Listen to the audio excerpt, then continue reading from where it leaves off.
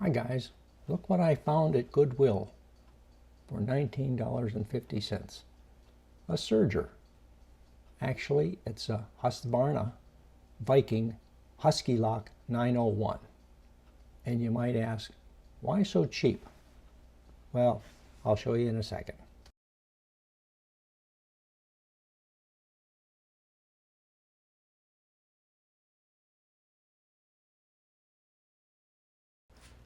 Well, the first thing you'll notice is that this door on the right hand side of the machine is kind of awkward to open, and it's just laying loose. In fact, the screw's laying there loose. And this is more important than you would think.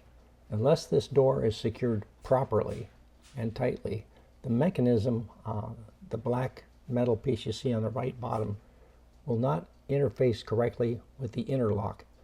And it's really confusing because when the machine is put together and powered on, you turn it on, the light will light, but the motor won't run, and you'll wonder why. It's the interlock, and the interlock is very critical to the adjustment and the tightening up of this little door on the right. So I suspect that the owner had problems with the interlock, couldn't get the machine to work, and just said, well, I'm just going to get rid of it. And by the way, my cleaning and tightening of this latch right here got it to work intermittently. Later I had to take the bottom off the machine to reposition everything and tighten it and align it properly so that the interlock always worked.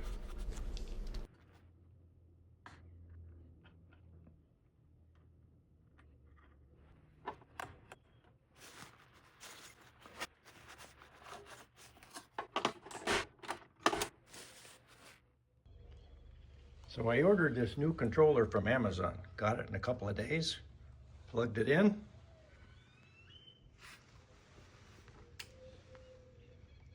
Lights. Motor works. That makes me a happy camper. This sped up sequence shows the 25 minutes that I spent cleaning it up. I used Goo Gone to take the surface of the dry markers or whatever they use to write on it, and other dirt, and also alcohol. Between the two, they did a pretty good job. Some things needed a little scraping and scratching to get particles and dirt off, but by and large, I think it turned out pretty good.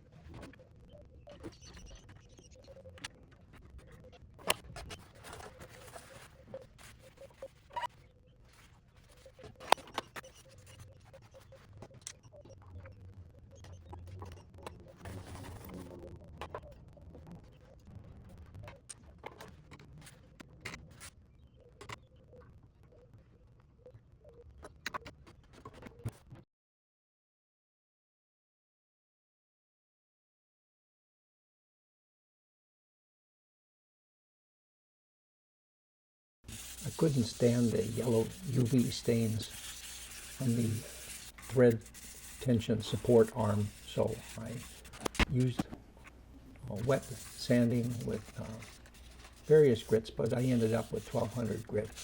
This is sped up quite a bit because it took me close to forever.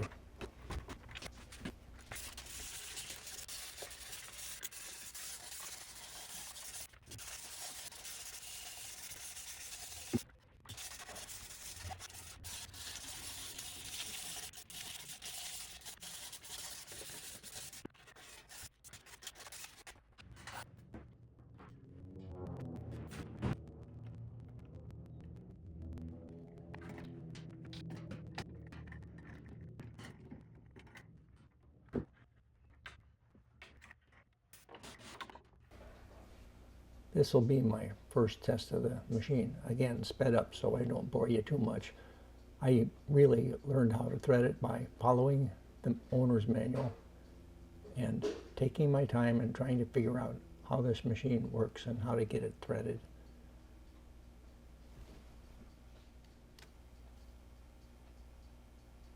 had a devil of a time threading the needles. There's nothing wrong with the machine. It's just that the needle holes were very small. My eyes aren't that good, and it just took me forever.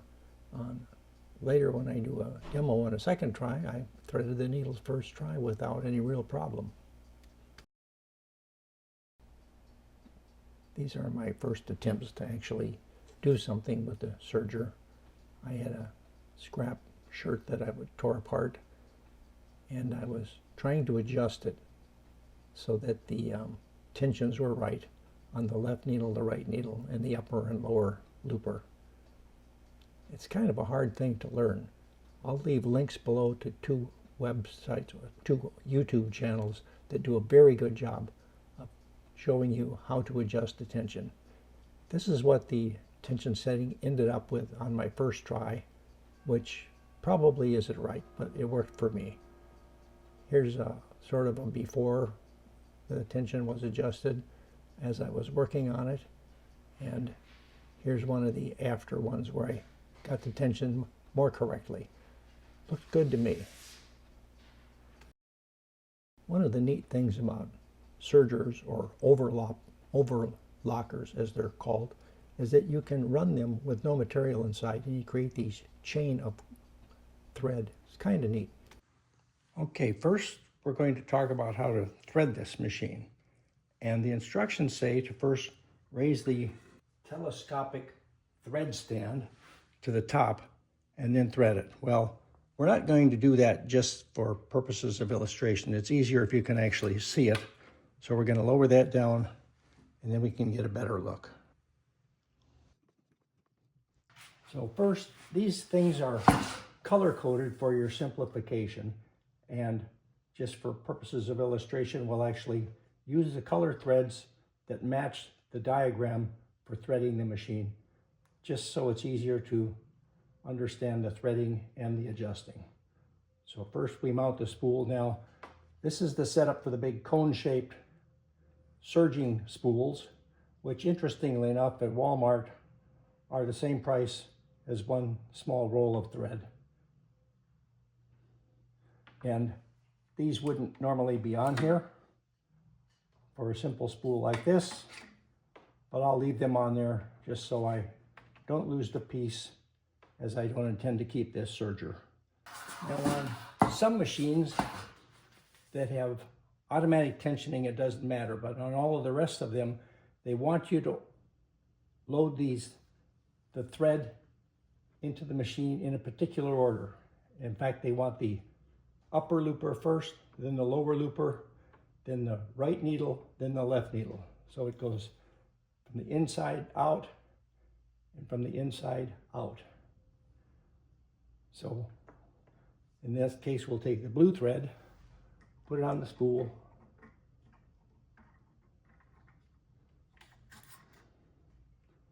now if you use regular thread like this that has a notch, you want to, of course, take it out of the notch, but you also want to put that notch down so that it can't actually get snagged in, because the thread will be going up. So we put that blue in there. Now on these top loops, you want it to go from the back through to the front.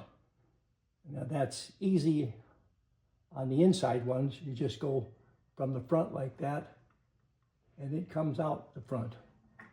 On the outside ones, you got to go from the back to make it right. It probably doesn't matter, but that's the way we'll do it. It snaps into here, goes through there. I'm going to pause here to caution you. When you put your thread through the tensioner, you should either have your tensioner at 0 so the thread goes to the bottom of the tensioner, or you should give it a nice good tug so that thread definitely penetrates into the tensioner. If you don't do that, it can actually just ride on the outside without any real tension, and that'll mess you up. And it messed me up one time until I figured out what I did wrong. So you have to get the thread in the tensioner, not just through the slot where the tensioner is. So pull it tight, or have the dial set to 0 tension so that it falls right to the bottom. Snaps into here, goes down here, and we're following the blue pattern. Now I'll change camera angles so we get a better view.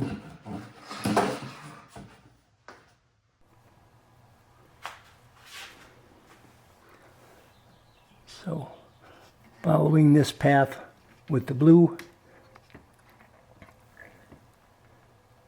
You see there's a blue and a red dot here, so we are going to put both the blue and the red through there, the blue and the red through there, and then there's a blue here and a red there, so we go through the top one.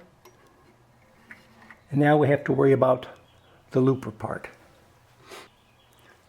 So we want the upper looper in its lower position, so we turn this guy right there, and that's the lowest position. That's the upper looper. So we're going to stick this thread through that little hole.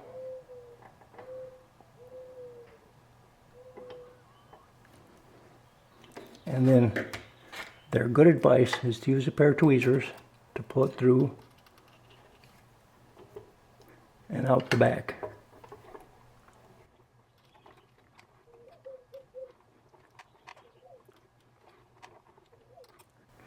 I should have this tension at 0.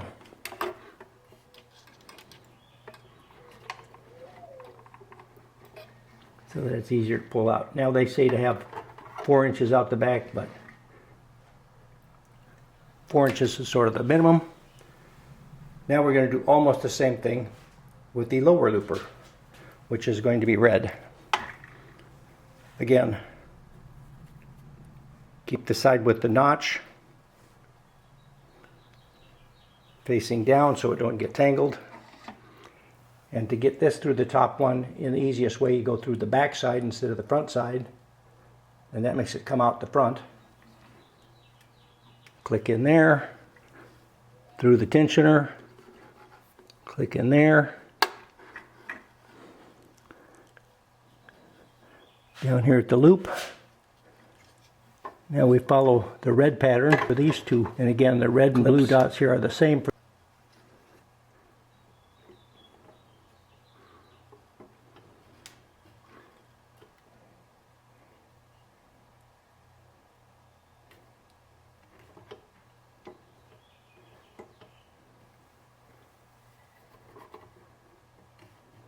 But right up here, the red and the blue dots differ a little, so we want to go through this lower one.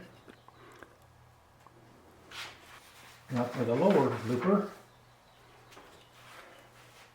we have to open the side cover. Now they want you to turn the hand wheel so that the lower looper is on the far left. We'll have to reposition the camera for that. Now to finish threading this lower loop, you have to pass the thread through the back of this arm to the left side, and then crank the handle towards you until these two things are as far to the left as they'll go, right there. Then you go up through the bottom, and then on the top one you come through the back like so. Then you go back to the right side, pass that thread through the channel to the right. Now you want to find the other end of this lower looper, which is the really pointed one going here. We'll turn this one till it comes into view. That's the guy. And just thread it through that little hole.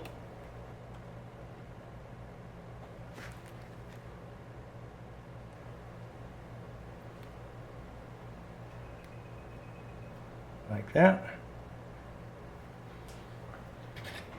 Grab it with the tweezers.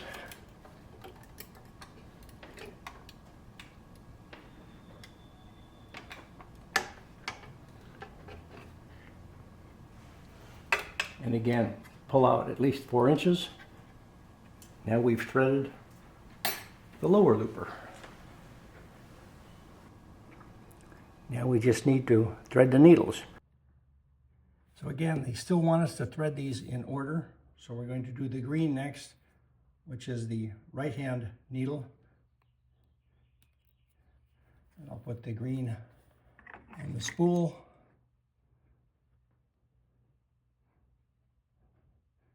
And again, because it's the inner one, I'll load it from the front, which is the easy way.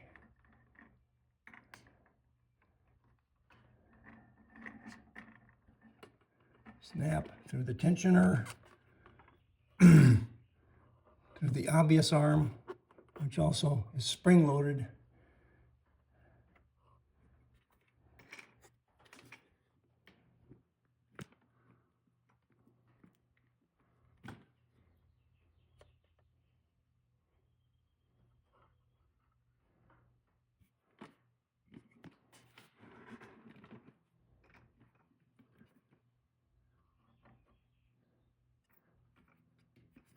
So the tensioner, the green tensioner, and I'll set that to give us a little tension right now, just so it's easier to pull on. We'll go through there.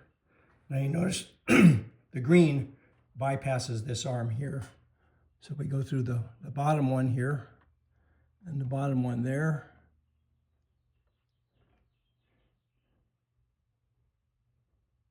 And then on the right side of this clip, and now we have to just thread it through the needle.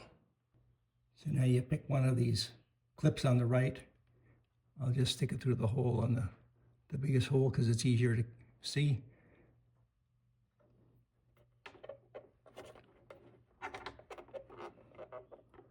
They want this cutter pushed in and then rotated like that. You have to push hard on the left to keep it out of the way. Now you just need to thread it through the needle. Easier said than done for some people. I'm not a good needle threader, and I fought with it the first time. But I got that one in.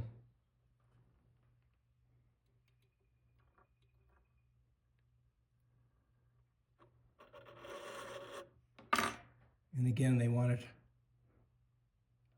4 inches minimum in the back. I'll just pass this around.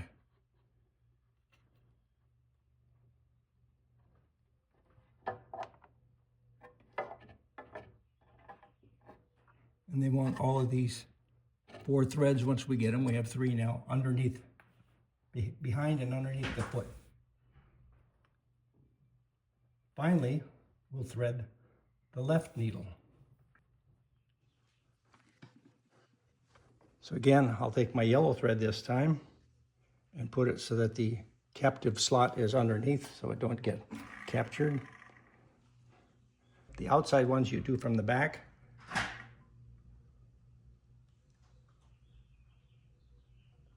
So that it comes front. Clip it through the clip, through the tensioner, underneath this one. Now we follow the dotted line. Now we go over the top one and the other top one. And this should be on this side. If I pull that tight, down the left. I have to reposition the camera. I'll go through the hole above the foot here. And now I have to thread the left needle.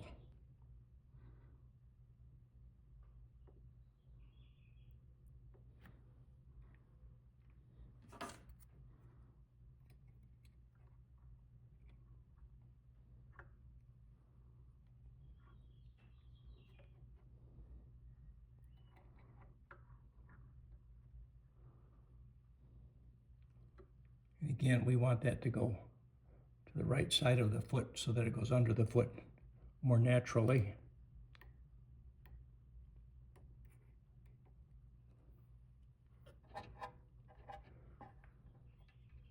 So we've got all 4 colors of thread out the back. And if we position these correctly, we can get them underneath the foot. And be careful not to pinch any of those. We could close the door.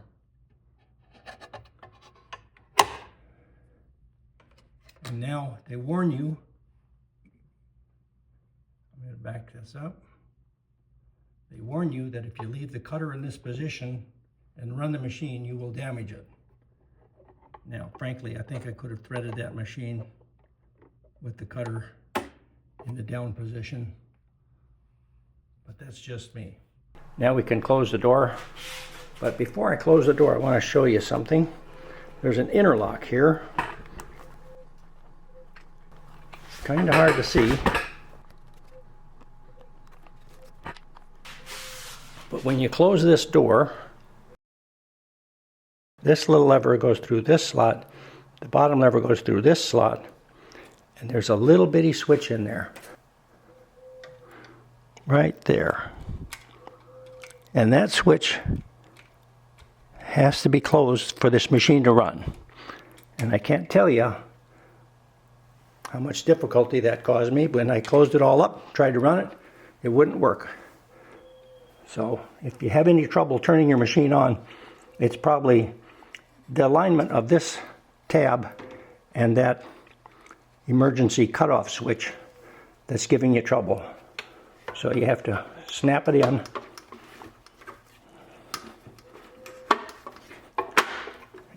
And hopefully, if everything is right, the Serger will work. Let's see if that's true.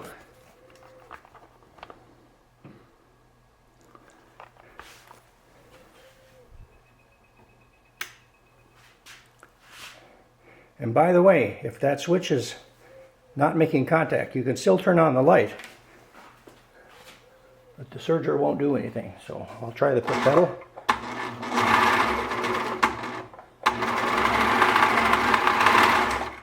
And now that we've got everything threaded, we believe properly,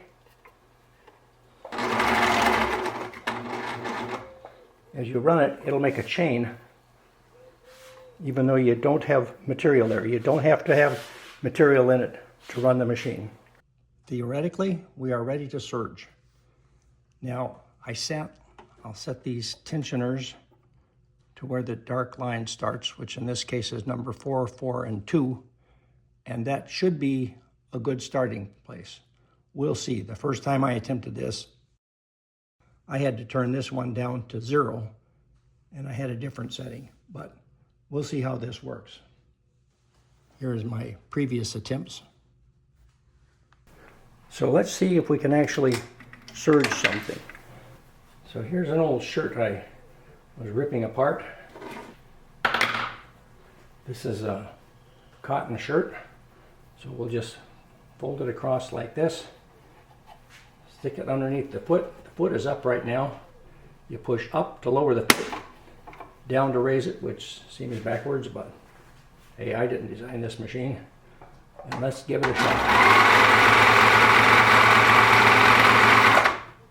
Now what you want to do is use this as an opportunity to make adjustments. You can see the yellow, which is the left needle, is making big loops on the left,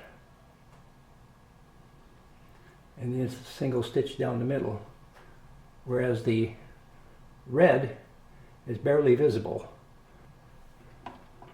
I didn't have these set at the default settings. Let's try it again.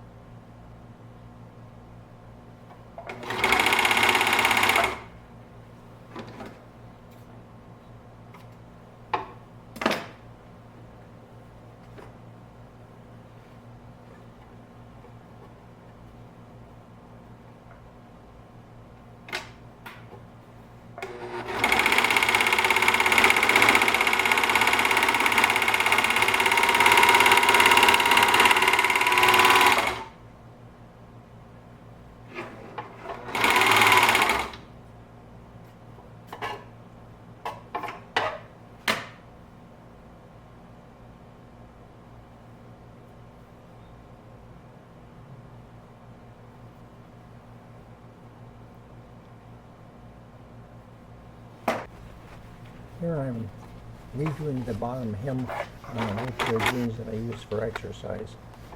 I undid all the stitches I could from the old hem, and now I'm going to do a cutting and serging on the bottom edge. I can't sew straight and it won't look good, but they're just old jeans that I use for exercise. I sped them up so you could not be bored with it.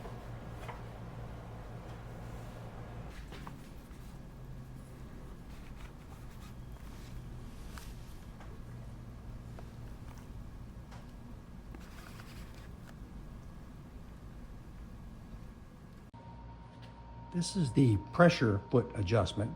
Turning it clockwise puts more pressure on the foot, and turning it counterclockwise puts less pressure. There's two arrows and a plus and minus at the top, and you can actually feel it if you raise the pressure foot, put your finger under it, you can crank it down until it hurts your finger and back up.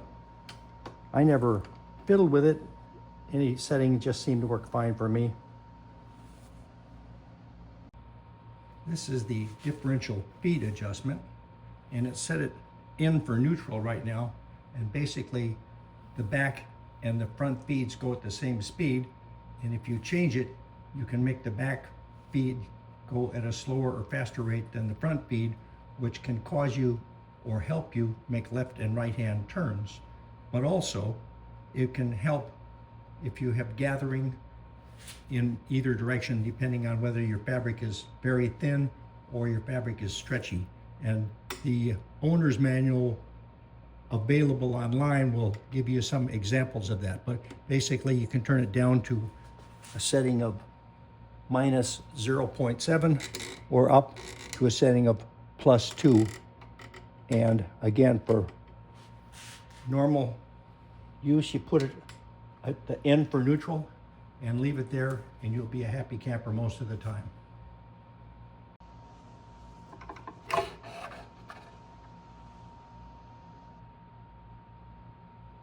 This is the stitch length adjustment, and it goes from 5 to 1. Right now it's set at 3. You go by the top edge, although if in the instructional video they show it wrong, like as though there's a marker someplace in the middle, which there isn't. But that would be a setting of 5, the longest stitch length, and that would be a setting of 1, and that would be right in the middle at 3.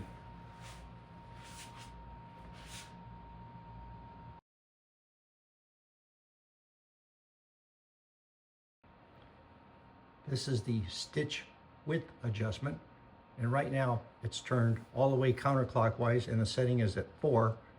That'd be 4 millimeters, I imagine. And if you crank it clockwise, it'll force it to the higher settings, which moves the knife, like lower knife, against the upper knife, which is on this spring, so you can feel quite a bit of tension. It's hard to turn it clockwise. Now we're going up to a setting of 5, and I'll zoom in a little. And here we're going up to a setting of 6, and it gets harder and harder to turn as you go clockwise for the stitch width. And I think they recommend about 4.5, but I'll send a link below to the online owner's manual YouTube video, which is a great video, but it was done in some lower resolution, so it's kind of frustrating to watch it.